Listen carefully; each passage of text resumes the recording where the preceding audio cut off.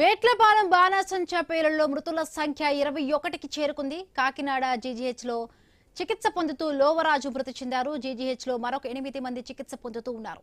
7గురి పరిస్థితి విషమంగా ఉందని వైద్యులు ప్రకటించారు. వారికి 80% పైగా గాయాలున్నట్లుగా వెల్లడించారు. మరొక వ్యక్తికి 70% పైగా కూడా గాయాలయ్యాయని తెలిపారు. స్వల్ప గాయాలైన మరొక 2కి సామర్లకోట పిహెచ్సిలో చికిత్సను అందిస్తూ ఉన్నారు. 12 మృతదేహాలకు పోస్ట్ మార్టం పూర్తి చేసి కుటుంబ సభ్యులకు అప్పగించారు.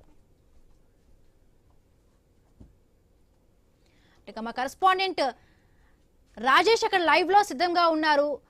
సో రాజేష్, చూస్తున్నాం ఈ వేట్లపాలెం ఘటన సంబంధించి ఇప్పటి వరకు కూడా 21 మందికి వరకు కూడా చనిపోయిన పరిస్థితి, మృతుల సంఖ్య 21కి చేరుకుంది.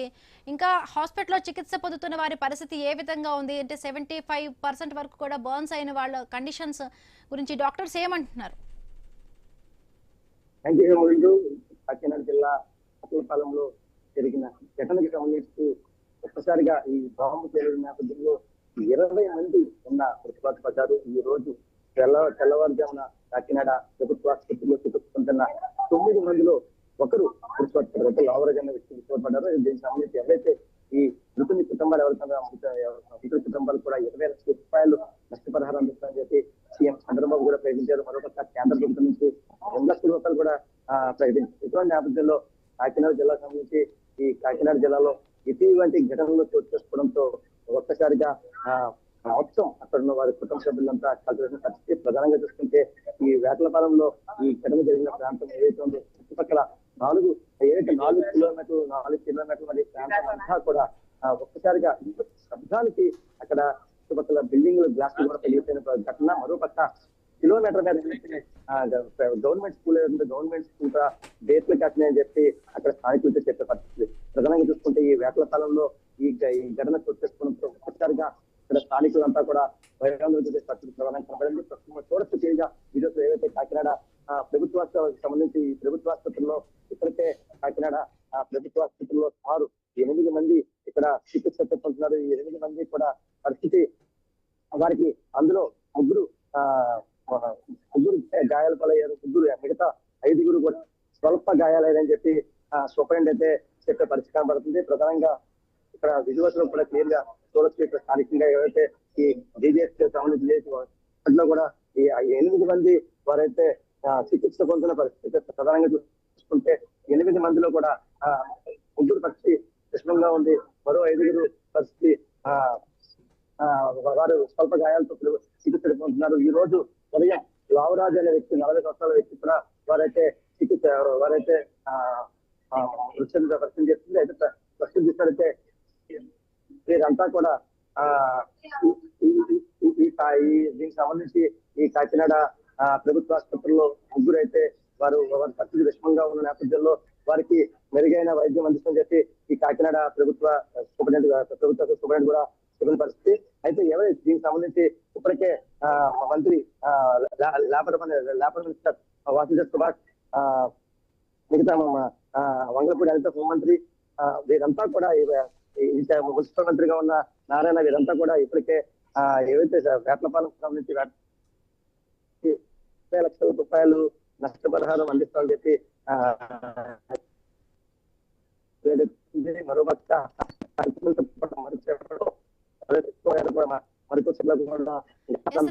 ఇప్పటి వరకు కూడా అంటే 12 మృతదేహాలకు పోస్ట్ మార్టం చేసి వాళ్ళ కుటుంబ సభ్యులకు అప్పగించారు. అంటే మిగతా వారి పరిస్థితి ఏంటి? వాళ్ళకి ఎప్పటికల్లా కూడా ఈ పోస్ట్ మార్టం నిర్వహించే అవకాశం ఉంది?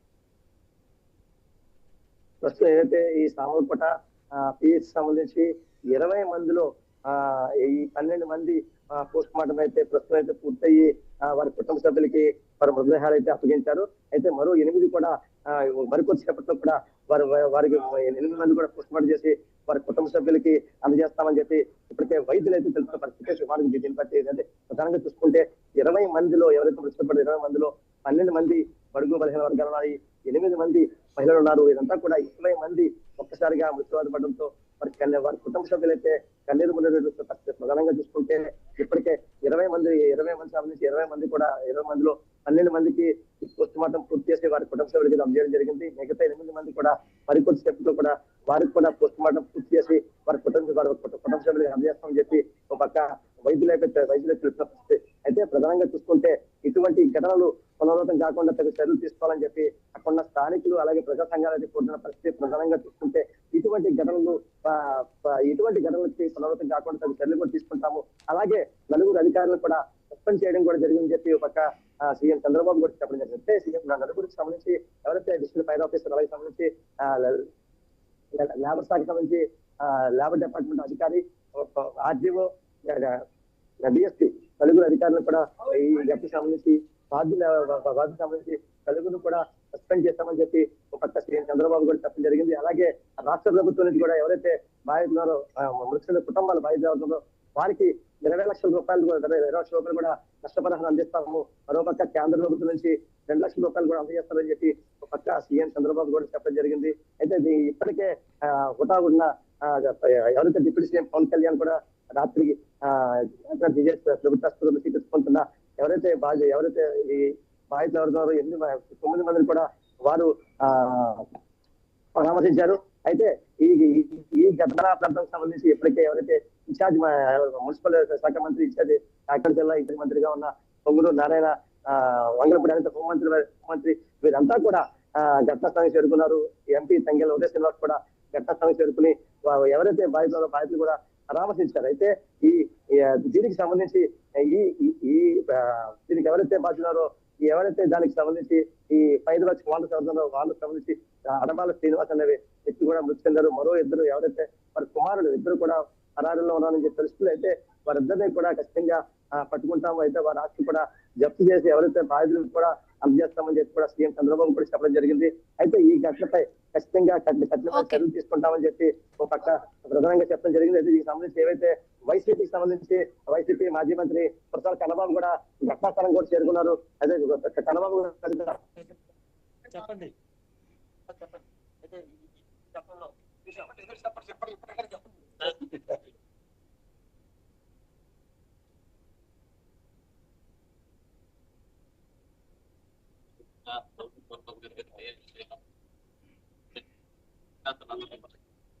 చాలా హృదయ విధానమైన సంఘటన.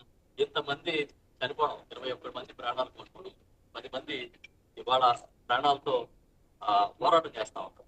జీవన పథకం ఉండదు.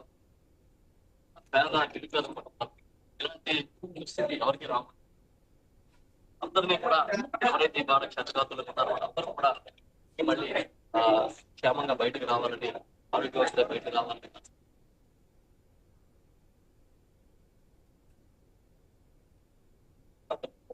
ఆత్మశాంతి జరుగుతారు. సంఘటనలో వైఎస్ఆర్ పార్టీ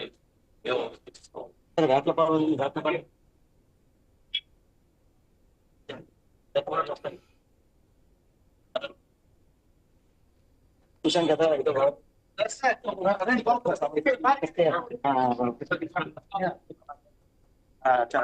కమిషాఖ పెట్టి చంద్రబాబు కూడా చేరుకున్న వ్యక్తి 20 లక్షల రూపాయలు వారికి రైట్ థ్యాంక్ యూ రాజేష్.